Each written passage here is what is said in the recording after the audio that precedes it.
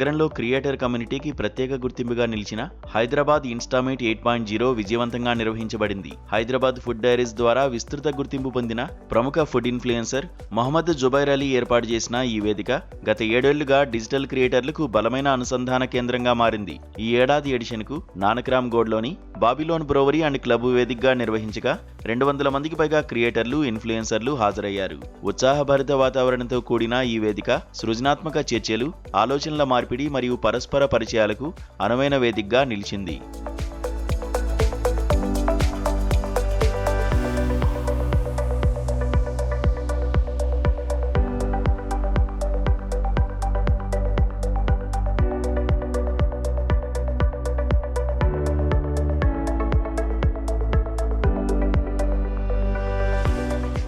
ఆరంభంలో ఫుడ్ కంటెంట్కే పరిమితమైన హైదరాబాద్ ఇన్స్టామీట్ ఇప్పుడు fashion, life style, parenting, technology, automobile, travel వంటి విభిన్న విభాగాల క్రియేటర్లను కలిపే స్థాయికి చేరుకుంది. ఇది హైదరాబాద్ ఇన్ఫ్లుయెన్సర్ ఎకోసిస్టమ్ వేగంగా ఎదుగుతున్న తీరును స్పష్టంగా చూపిస్తోందని నిర్వాహకులు తెలిపారు.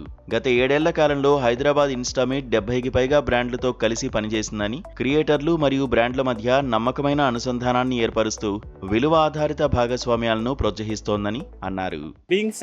Welcome to Hyderabad Instameet 8th edition. Yes, we have been doing it for the last 7 years, and this is the 8th edition happening at Babylon, a beautiful property that we got. And one of the agendas of having an event like this is because we wanted to get all the influencers from different categories and niches like mom bloggers, food bloggers, tech, fashion, lifestyle, a lot of people from different categories to come under one roof at least in a year.